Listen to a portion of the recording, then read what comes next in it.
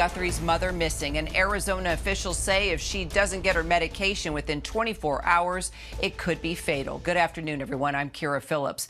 The Pima County Sheriff telling reporters that what his homicide detective saw at Nancy Guthrie's home is concerning, now describing it a crime scene. Her family also telling law enforcement the 84-year-old had mobility problems, but no cognitive issues.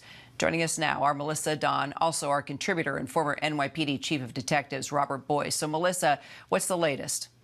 Yes, Kira, so it is concerning these latest details that we have just learned from the Pima County Sheriff's Department. Now, investigators making it clear yesterday that they had found what they called a concerning scene. Now, this morning, they have confirmed crime scene. This is critical now that investigators are acting in the sense that there is a crime scene, meaning that there is reason for investors to believe that Nancy Guthrie, 84 years old, she did not just walk out of that home. They have reason to believe that she was either coerced out of that home or something suspicious took place. Now, really important to add that they have said that Nancy is sound of mind. However, she has mobility issues. So they think that those mobility issues are another important factor as to why that she did not choose to just walk out of her home. So now at this point, investigators are doing all that they can to locate her. But Kira, what is very critical is what we just heard from the Sheriff's Department there about how critical it is for Nancy to get a hold of medication within the next 24 hours. Have a listen. This is a 84-year-old lady who suffers from some physical ailments, has some physical challenges, is in need of medication. Medication that if she doesn't have in 24 hours, it could be fatal.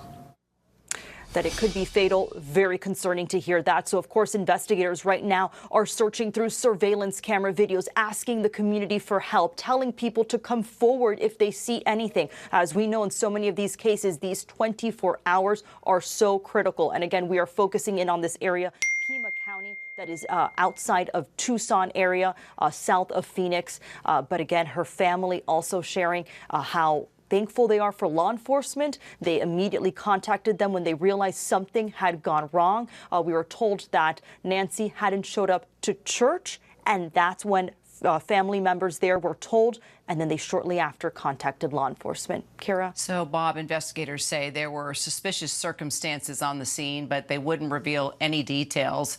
What does that tell you? Sheriff did a good job of this press conference. There's a lot of information that he's holding back, but he's still putting a lot out. Some very ominous statements that he made, that the fact is we do have a crime scene and we do have a crime, and that she did not leave on her own abilities out of the house. Three bold statements there that tell us we're off on an investigation. We don't know what it is yet. But here's the good news, if there's any in this investigation, Kira, is that we have a tight timeline. She's dropped off at 9:45 in the evening Saturday night. Sounds like a dinner engagement to me. And then she's gone missing. She doesn't go to church the next day. So a lot of people care about Nancy Guthrie. That's good news. And now to put it out there, get everything you can out there. That's you need local, you need state, and you need the feds, because you're only 100 miles from that border. That may play a role. We don't know just yet. Just understand your environment there. And that's the whole thing.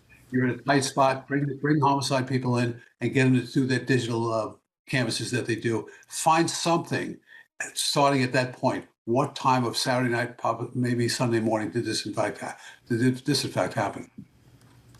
So, Bob, what are the next steps now for investigators as they work to find Nancy Guthrie? So you asked yourself all of the things, the drill down. She had a staff helping her at the house. You talk to each one of those and find out, what's going on there, exactly anybody threats. It doesn't look like it's anything has anything to do with her daughter, Savanah, and that's good news.